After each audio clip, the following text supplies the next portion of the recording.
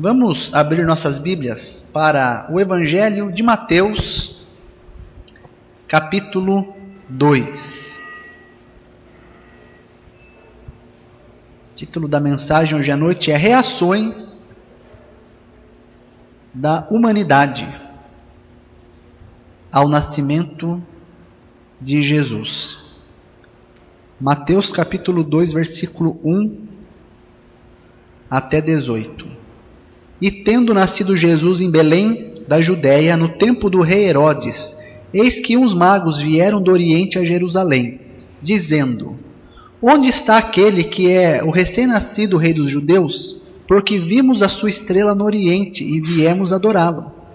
E o rei Herodes, ouvindo isso, perturbou-se, e toda Jerusalém também com ele. E congregados todos os principais, os sacerdotes e os escribas do povo, perguntou-lhes onde havia de nascer o Cristo. E eles lhe disseram: em Belém da Judéia, porque assim está escrito pelo profeta: E tu, Belém, terra de Judá, de modo nenhum és a menor entre as capitais de Judá, porque de ti sairá o guia, que há de apacentar o meu povo Israel. Então Herodes, chamando secretamente os magos, inquiriu exatamente deles acerca do tempo em que a estrela lhes aparecera. E, enviando-os a Belém, disse: Ide e perguntai diligentemente pelo menino. E quando o achardes, participai-mo, para que eu também vá e o adore. E tendo eles ouvido o rei, partiram. E eis que a estrela que tinham visto no Oriente ia diante deles, até que chegando, se deteve sobre o lugar onde estava o menino. E vendo eles a estrela, regozijaram-se muito com grande alegria. E entrando na casa, acharam o menino com Maria sua mãe, e prostrando-se o adoraram, e abrindo os seus tesouros, ofertaram-lhe dádivas, ouro, incenso e mirra. E sendo por divina revelação avisados num sonho, para que não voltassem para junto de Herodes, partiram para sua terra por outro caminho. E tendo ele se retirado, eis que o anjo do Senhor apareceu a José num sonho, dizendo: Levanta-te, toma o menino e a sua mãe, e foge para o Egito, e demora-te lá até que eu te diga, porque Herodes há de procurar o menino para o matar. E levantando-se ele, tomou o menino e sua mãe de noite, e foi para o Egito. E esteve lá até a morte de Herodes, para que se cumprisse o que foi dito da parte do Senhor pelo profeta, que diz: Do Egito chamei o meu filho. Então Herodes, vendo que tinha sido iludido pelos magos, irritou-se muito, e mandou matar todos os meninos que havia em Belém, e em todos os seus contornos, de 2 anos para baixo, segundo o tempo que diligentemente inquirira dos magos. Então se cumpriu o que foi dito pelo profeta Jeremias, que diz: Em Ramá se ouviu uma voz, lamentação, choro e grande pranto, Raquel chorando os seus filhos, e não quer ser consolada, porque já não existem. Vamos orar. Senhor Deus, nós somos gratos, porque o Senhor amou ao mundo de tal maneira, que enviou o seu único Filho, o Senhor Jesus, para um dia ser o sacrifício perfeito em nosso lugar. O Senhor ainda diz na tua palavra que todo aquele que nele crê não vai perecer, mas vai ser participante da vida eterna. Mas nem todos, ó Deus, recebem o Senhor Jesus. Nem todos têm a reação, a resposta adequada ao nascimento do Rei. Hoje à noite, ó Deus, se há em nosso meio alguém que ainda não recebeu a Jesus como Salvador, que essa possa ser a noite da sua salvação. É o que nós pedimos ao Senhor no precioso nome de Jesus. Amém. Nos evangelhos de Mateus e Lucas, nós encontramos detalhadamente a história do nascimento de Jesus. Nesses 2 evangelhos, nós lemos o relato da notícia de que Jesus iria nascer, e depois a notícia de que Jesus já havia nascido. Zacarias e Isabel receberam a notícia primeiro que iriam ter um filho, que se chamaria João Batista, e que também Maria, que era parente de Isabel, iria ter um filho. Quando Maria, já grávida de 3 meses, vai visitar Isabel, e Maria fala com Isabel, o João Batista até estremece dentro do ventre de Maria. Então é uma reação de alguém, né, lá no ventre materno, uma reação referente ao nascimento de Jesus. Também Maria recebeu do anjo a notícia de que iria dar à luz a um filho, e que aquele filho seria o Filho de Deus, que nela seria cumprida a profecia de Isaías 7,14. Eis que a virgem conceberá e dará à luz um filho, a quem chamarão pelo nome de Emanuel. Então Maria também teve uma reação quando recebeu a notícia. E se nós continuarmos lendo lá o capítulo 2 de Lucas, nós vemos que ela teve uma outra reação quando Jesus nasceu, né? Quando ela tinha o pequeno Jesus nos seus braços, a palavra de Deus diz que ela guardava todas aquelas coisas em silêncio. José, quando ouviu que Maria, que era sua noiva, iria dar à luz a um filho, também José teve uma reação àquela notícia. Foi lido hoje pela manhã, na nossa escola bíblica, pelo irmão Lucas aqui, como foi que José reagiu frente àquela notícia. Os pastores que estavam no campo, quando ouviram que havia nascido na cidade de Davi o Salvador, que era o Cristo, o Senhor, também tiveram uma reação. Nós continuamos lendo, nós encontramos a reação de uma mulher chamada Ana. Nós encontramos a reação de um homem chamado Simeão. Então várias pessoas ouviram ou a promessa de que em breve Jesus ia nascer e tiveram uma reação de dúvida, tiveram uma reação de medo ou de alegria. Outros, quando ouviram que Jesus nasceu, também tiveram suas reações frente à notícia do nascimento de Jesus.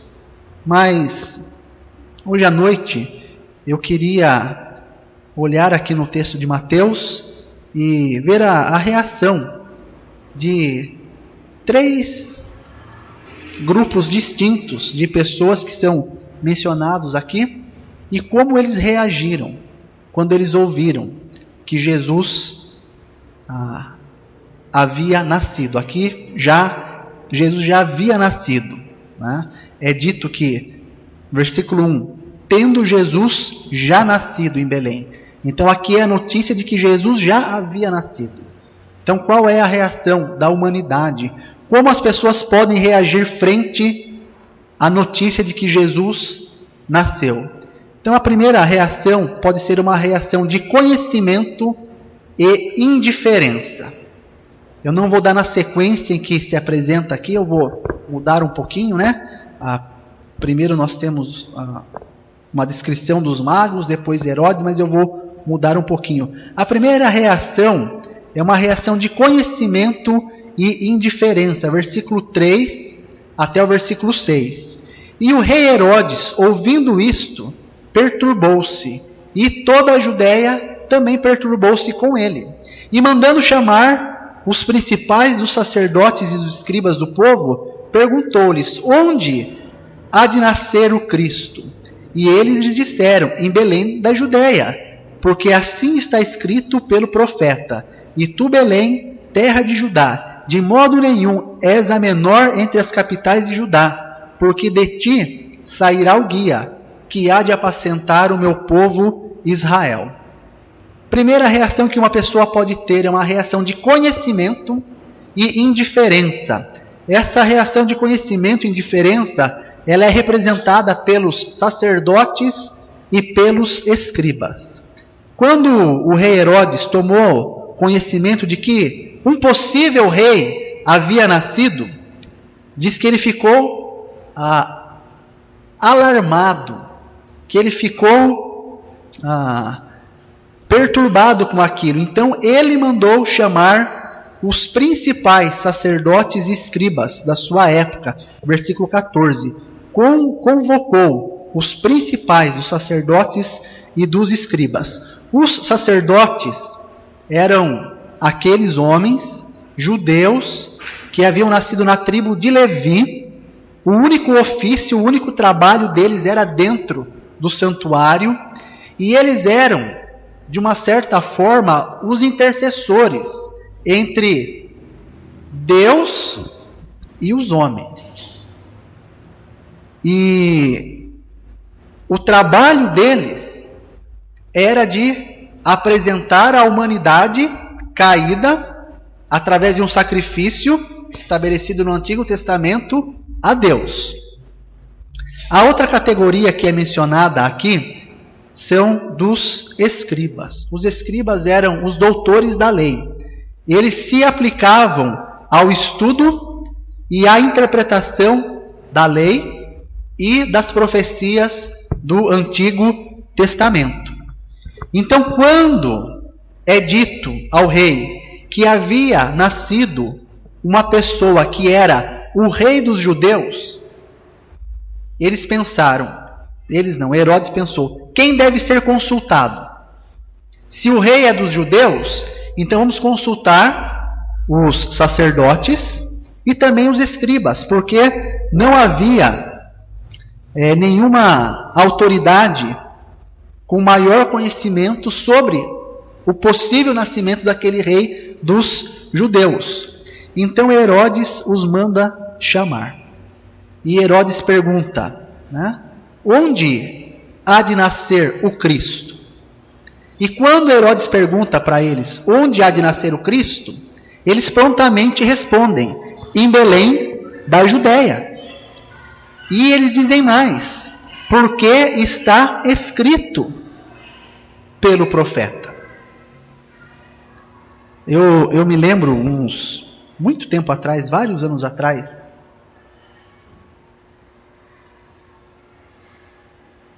lá na Igreja Batista Nova Vida, numa época de Natal, nós fizemos uma ensinação bíblica do nascimento de Jesus. E uma das passagens que nós ensinamos foi essa aqui, de Mateus 2. E eu era o rei Herodes.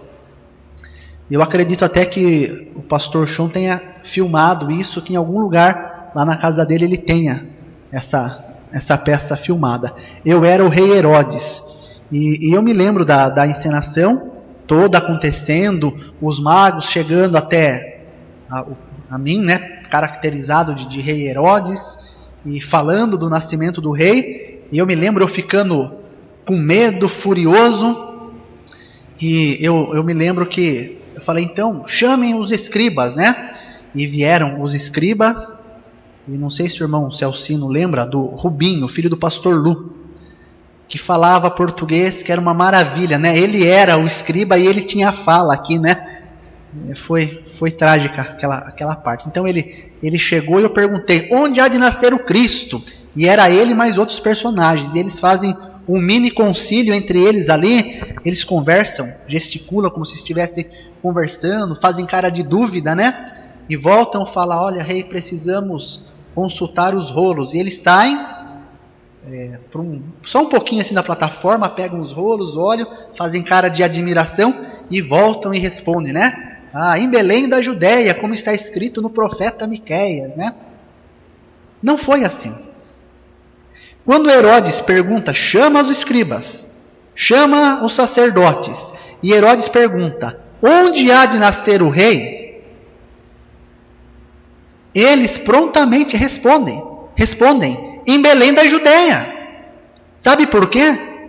Porque eles esperavam a vinda do Messias. Eles tinham a esperança de que Deus iria cumprir as promessas que haviam sido feitas a eles no Antigo Testamento. Eles não precisaram ir lá e consultar nada. Eles tinham a resposta na ponta da língua. O rei prometido vai nascer em Belém da Judéia, porque assim está escrito. Eles sabiam da profecia. Não só essa. Eles conheciam todas as outras profecias referentes ao nascimento de Jesus. Mas em particular aqui, como a pergunta era específica, eles sabiam o Cristo, aquele que foi prometido para ser o Redentor, vai nascer em Belém da Judéia. E eles conheciam, eles podiam responder prontamente a resposta do rei Herodes. A Bíblia não relata nada aqui, mas eu imagino, que está lá o rei Herodes, os magos, que tinham dúvida, eles queriam saber. Na verdade, a resposta era para o rei, mas também era para os magos, Eles esperavam uma resposta. De repente, os magos perguntando, lá conversando lá, e os escribas falam: mas por quê? Por que vocês querem saber? E eles falam: porque nós vimos a estrela no Oriente e estamos seguindo. E nós vamos ver mais adiante que havia uma profecia sobre a estrela, que os escribas também conheciam aquela profecia. Mas qual foi a reação deles? Eles tinham conhecimento da palavra de Deus, eles tinham conhecimento da promessa da vinda do Messias. Eles até agora tomam ciência de que o rei já havia nascido, mas qual é a reação deles? Indiferença. Esses sacerdotes e escriba representam pessoas religiosas, pessoas que têm conhecimento religioso de Deus. Eu duvido que nesses domingos que nós estamos vivendo agora, que alguma igreja que se proclama, que se declara cristã, não tenha pensado sobre o Natal, não tenha falado sobre o nascimento de Jesus. Talvez até mesmo pregado a respeito do nascimento de Jesus. Mas a pergunta é: será que eles de fato conhecem a Jesus no seu íntimo, na sua vida, no seu coração? Ou será que é apenas um conhecimento intelectual? Faz essa pergunta para você mesmo. Será que você tem o conhecimento da vinda do Salvador na sua vida? E como é que você trata isso com você mesmo, em sua vida, no seu coração? Pessoas que têm um conhecimento teórico, que sabem tudo o que a Bíblia diz sobre a vinda de Jesus, sabem tudo o que a Bíblia diz sobre o plano de salvação, mas que não experimentaram a salvação que está em Cristo Jesus. Eu tenho conhecido ao longo da minha vida pessoas que conhecem tanto a Bíblia, que citam passagens, que citam histórias. Tive professores incrédulos que durante as aulas deles citavam as Escrituras e que você falava: como alguém pode conhecer a Bíblia? Assim, ia conversar com eles, eles liam a Bíblia, mas era só um conhecimento mental, um conhecimento de fatos. Quando o assunto era o relacionamento com Deus através de Cristo, como é que esses fatos mudam a sua vida, transformam? Era indiferente. Eles viviam as suas vidas das suas próprias maneiras. Há pessoas que conhecem a história, a geografia, as biografias, as profecias, os autores, mas não conhecem a Jesus. Pessoas que têm conhecimento, mas são indiferentes ao fato de que Jesus veio ao mundo para ser o seu Salvador. Estes homens tinham conhecimento. Intelectualmente, eles estavam perto da salvação. O conhecimento deles os colocou perto da salvação. João, capítulo 5, versículo 39. Examinai as Escrituras, porque julgais ter nelas a vida eterna.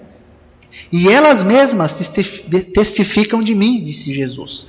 Então, quando eles examinavam as Escrituras, eles se aproximavam de Jesus, da salvação. Mas eles eram indiferentes à sua condição e à sua necessidade. Eles estavam perto de Jesus no conhecimento. E o que é interessante, estava lendo um comentário bíblico durante a semana, o comentarista bíblico diz: e geograficamente eles estavam perto de Jesus. Eles estavam aproximadamente a 10 quilômetros de onde Jesus havia nascido. Então, a sua mente estava preparada, geograficamente eles estavam perto, mas nenhum desses sacerdotes ou escribas foram capazes de caminhar em direção a Jesus. Tinham conhecimento, estavam perto de Jesus, mas foram indiferentes. Segunda reação é a reação de rejeição e hostilidade. Há pessoas que têm conhecimento, mas ficam indiferentes.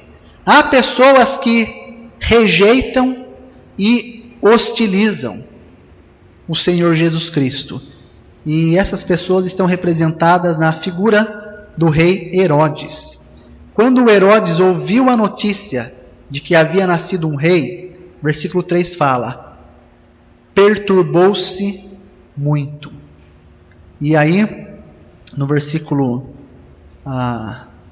16, fala que, na verdade, né, um pouco adiante no versículo 8, ele fala: olha, vão, achem onde o menino está, descubram onde ele está e me avisem, porque eu também quero ir adorá-lo.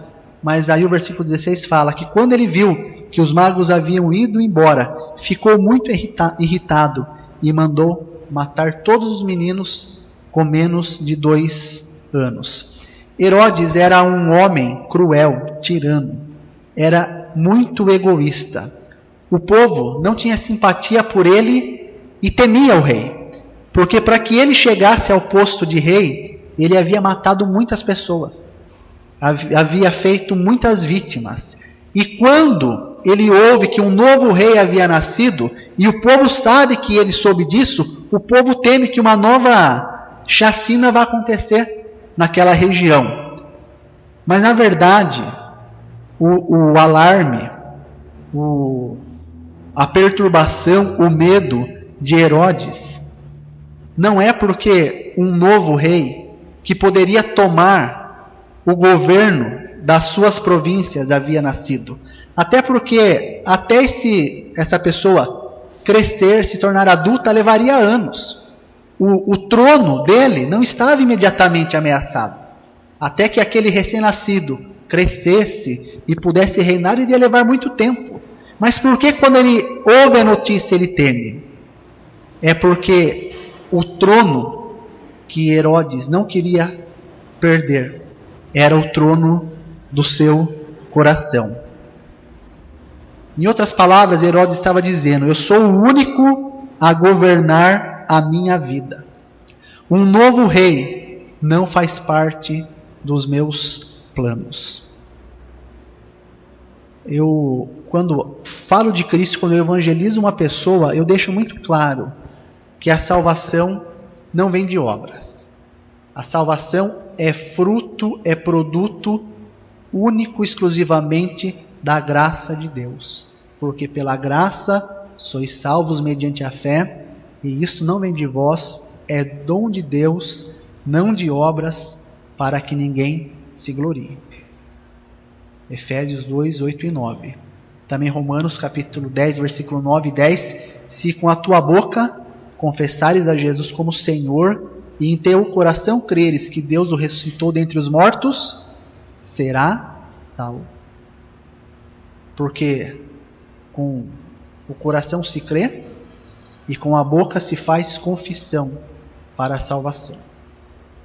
Mas você confessa Jesus como? Que Jesus é o Senhor. Então eu não vou ser salvo por nada que eu faça. Eu vou ser salvo por confiar que Jesus é o meu Salvador. Mas no momento que eu digo que Ele é o meu Senhor, Ele é o dono da minha vida. Eu peço que Ele estabeleça um trono no meu coração. E daquele momento em diante, lembra as palavras do apóstolo Paulo? Não sou eu, mas quem vivo. Mas Cristo vive em mim. E o viver que agora tenho na carne, vivo pela fé no Filho de Deus, que me amou e se entregou por mim.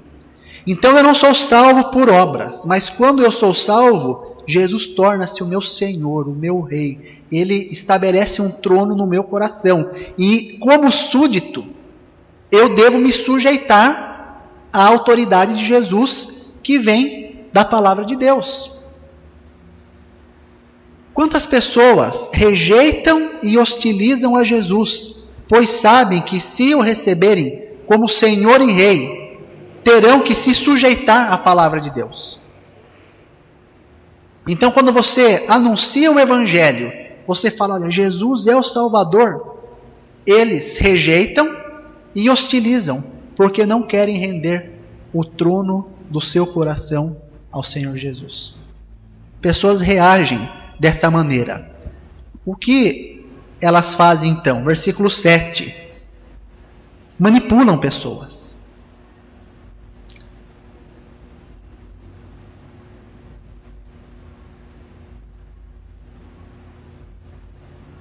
Herodes chamou aqueles homens em secreto para tirar deles as informações que lhe interessavam. Eles mentem para os outros. Versículo 8. Me fala onde está Jesus, porque eu também quero ir adorá-lo. E manifestam ira contra inocentes. Versículo 16. É uma tática para que os outros se sintam culpados. Eu entendo que a Bíblia fala que nós, como cristãos, devemos ter bom testemunho. E o nosso testemunho deve atrair outras pessoas a Cristo. Eu entendo, as Escrituras ensinam isso. Mas se uma pessoa não chegar a Cristo, ela vai ter que justificar. Então, muitas vezes, elas acabam manifestando a sua ira contra pessoas inocentes. Para quê? Para que os reis sentissem culpados. Ah, aquelas crianças morreram porque nós não voltamos para dar a notícia para o rei. Se nós tivéssemos voltado e falado onde o menino estava, aqueles inocentes teriam sido poupados. Então, pessoas, elas não somente rejeitam, mas hostilizam a pessoa de Jesus e aqueles que os representam. Eu sou o Senhor da minha vida e no trono do meu coração eu não coloco outro rei, nem que esse rei seja Jesus. É uma reação ao nascimento de Jesus. Rejeição e hostilidade. Primeiro é conhecimento e indiferença. Segundo, rejeição e hostilidade. E a terceira reação. Versículo 1 e 2.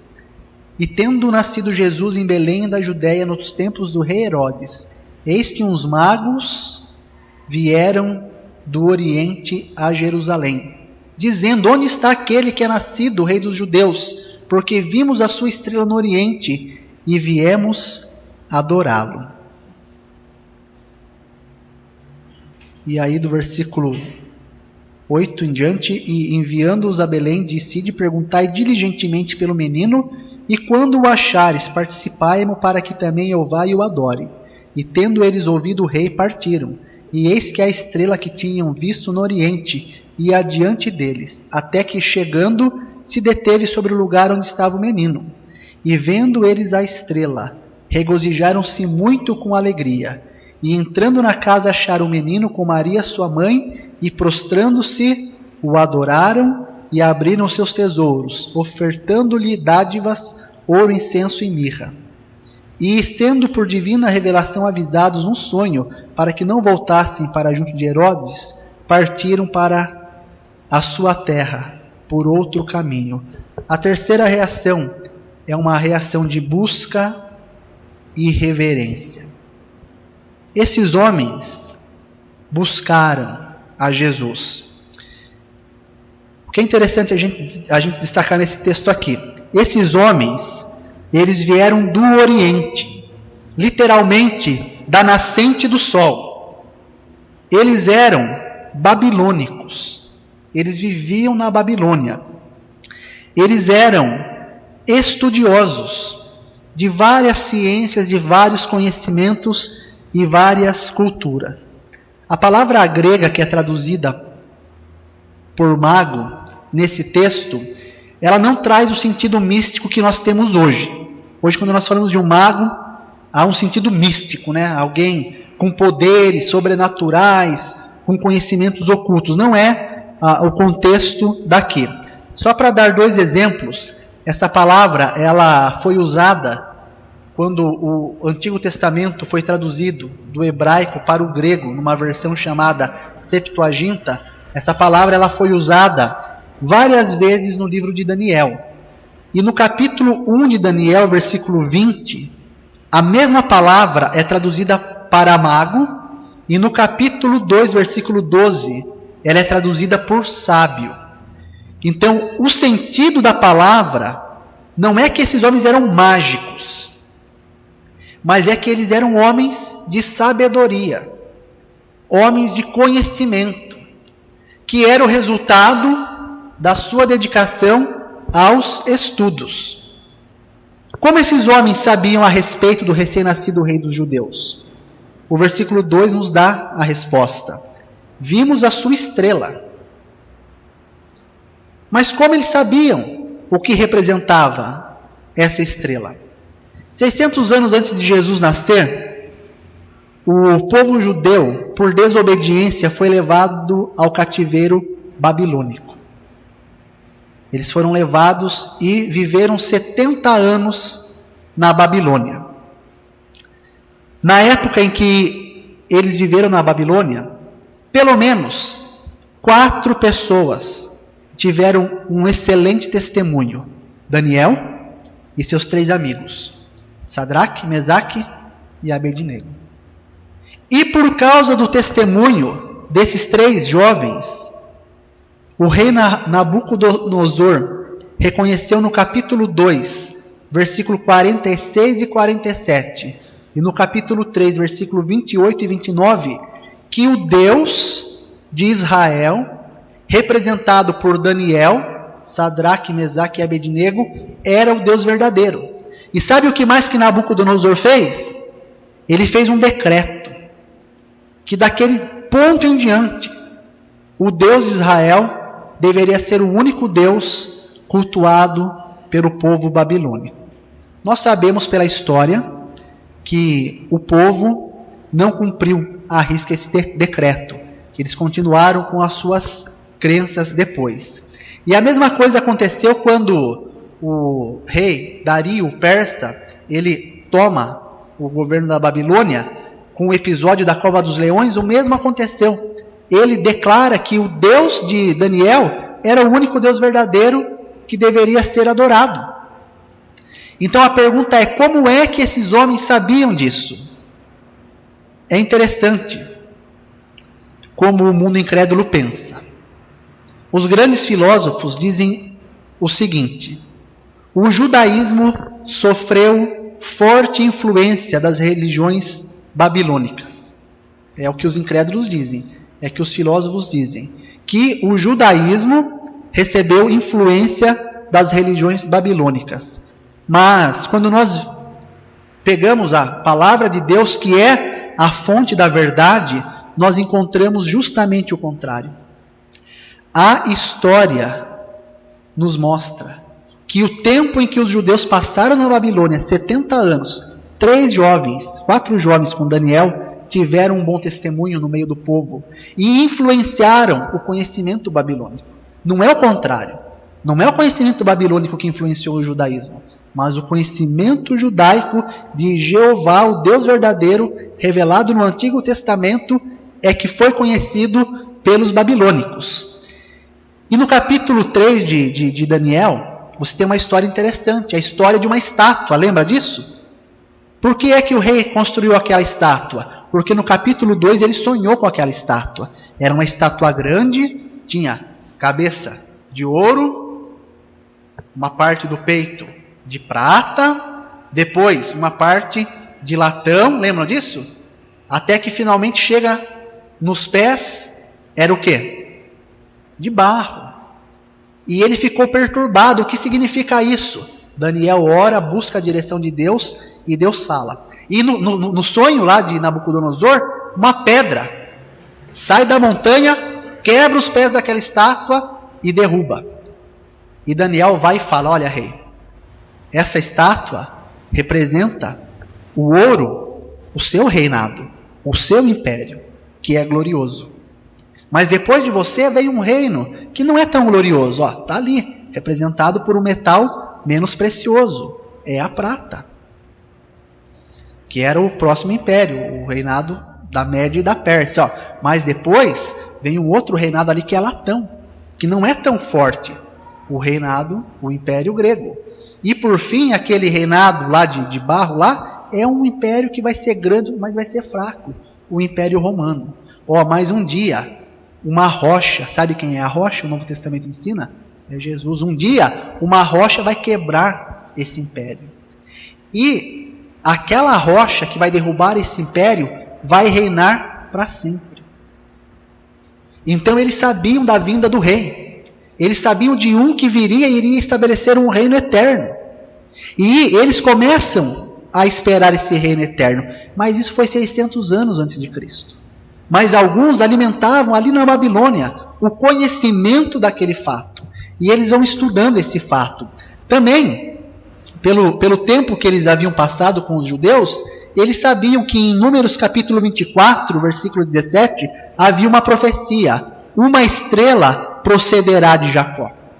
Eles sabiam que a vinda desse rei seria precedida de uma estrela. E quando eles estão estudando os astros, eles veem uma estrela que era diferente de tudo que já havia brilhado, eles estavam atentos. E eles vão atrás daquele sinal. Interessante que em Isaías 7,14 fala: o Senhor mesmo vos dará um sinal. E quando Jesus nasce, em Lucas 2,12, os anjos falam para os pastores: o Senhor vos dará um sinal.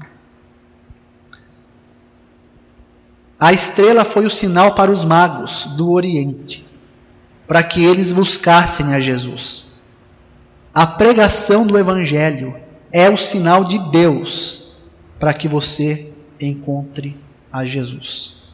Pelo Evangelho, pela palavra de Deus, você tem condições de encontrar a Jesus. Mas lembra, você pode ser conhecedor e indiferente, você pode rejeitar e ser hostil, ou você pode encontrá-lo e reverenciá-lo. O que aconteceu? Versículo 12.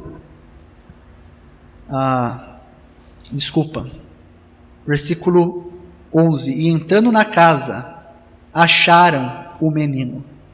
Eles seguiram a orientação de Deus. E eles acharam o menino. Eles foram conduzidos até Jesus. E o versículo 10 fala que o coração deles foi tomado de grande júbilo, de grande e intenso júbilo. Alguém explicou essa frase da seguinte maneira: eles foram tomados por uma alegria que não cabia em seus corações. Eles encontraram a Jesus. Eles reconheceram quem era Jesus. E entrando na casa, acharam o menino com Maria, sua mãe. E prostrando-se, o adoraram e, abrindo seus tesouros, ofereceram-lhe dádivas, ouro, incenso e mirra. É interessante que muitas pessoas dão ênfase aos presentes. Foi entregue ouro, foi entregue mirra, foi entregue incenso. O ouro representa a divindade, o incenso o sacerdócio, a mirra o sacrifício. Interessante que as pessoas focam muito nos presentes que Jesus recebeu. Eu, pessoalmente, prefiro colocar a ênfase nos verbos. Eles encontraram Jesus. E o que eles fizeram? Eles prostraram-se diante de Jesus. Eles o adoraram. E eles entregaram ofertas. Mais significativo não é o que eles deram, mas é o comportamento que eles tiveram frente à pessoa de Jesus. Tem pessoas que pensam que, olha, é melhor que eu dê do que eu reconheça quem é Deus. A ênfase está nas suas ações, no que eles fizeram frente a Jesus. E por fim, versículo 12, eles foram dirigidos por Deus. Da mesma maneira que Deus os levou até Jesus, Deus os conduziu depois. Uma reação que você pode ter é de encontrar Jesus, mas de não querer ser conduzido por Ele depois. Eles seguiram. Em Mateus capítulo 7, versículo 22, nós encontramos ali o julgamento de Jesus. Não é mais sobre o nascimento, mas o julgamento de Jesus.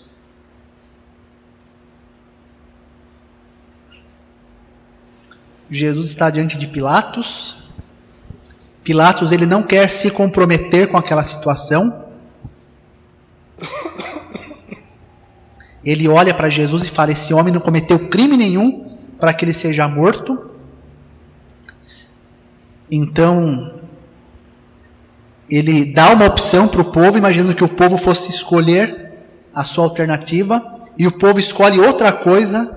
E enfim, no versículo 22 de Mateus 27, 22, Pilatos pergunta ao povo: e o que farei com Jesus, chamado o Cristo? Faço a você a mesma pergunta hoje à noite. Qual é a sua reação à vinda de Jesus? Você vai ter a reação de conhecê-lo, mas com indiferença, rejeitá-lo e hostilizá-lo, ou você vai buscá-lo e reverenciá-lo e deixar que ele conduza a sua vida? Vamos baixar nossas cabeças, fechar nossos olhos, para encerrarmos o culto hoje à noite. Eu quero que você volte para casa com essa pergunta: o que eu farei com o recém-nascido rei dos judeus? Eu deixarei que ele assuma o trono da minha vida, do meu coração, ou eu também vou rejeitá-lo e hostilizá-lo? Medite por uns instantes no seu coração e nós vamos encerrar. Quero que você preste atenção, será cantado um hino. Quero que você preste atenção na letra, enquanto o hino é cantado. O que você vai fazer com o Salvador que veio a esse mundo para salvá-lo?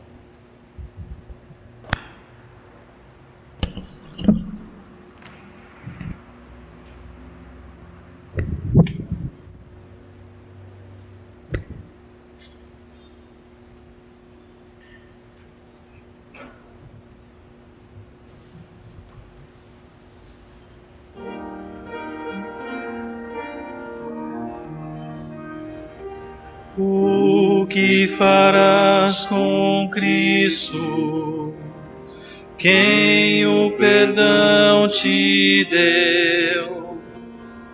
O que farás com Cristo, sangue por ti verteu? O Rei dos céus e terra morreu para te salvar. O que farás com Cristo pode te libertar. O que farás com Cristo veio para te livrar. O que farás com Cristo, pecados teus toma, Ele dá vida eterna, vitória sobre o mal. O que farás com Cristo, podes ter paz real. O que farás com Cristo, que estás a esperar?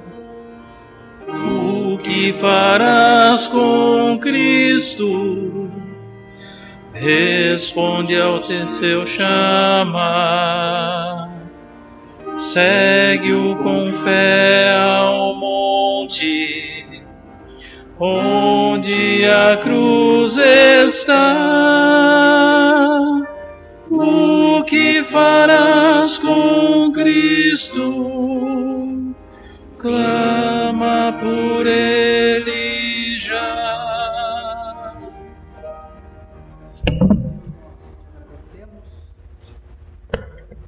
Porque temos o privilégio de lembrarmos da busca do Senhor pelo pecador através da vinda de Jesus. Que cada um que aqui está nessa noite possa ter a resposta correta diante do Senhor. Possa ter a reação de recebê-lo como Salvador se ainda não tem feito. Se já tem feito, que possa ser conduzido, guiado pela palavra do Senhor. Pedimos ao Senhor que agora nos leve em segurança para os nossos lares, nos dê uma semana abençoada, que no mundo lá fora nós possamos resplandecer a Tua luz e que no próximo culto estejamos aqui reunidos para louvarmos e bendizermos o Teu nome. É o que pedimos em nome de Jesus. Amém. Boa noite a todos, que tenhamos uma boa semana e que Deus nos abençoe.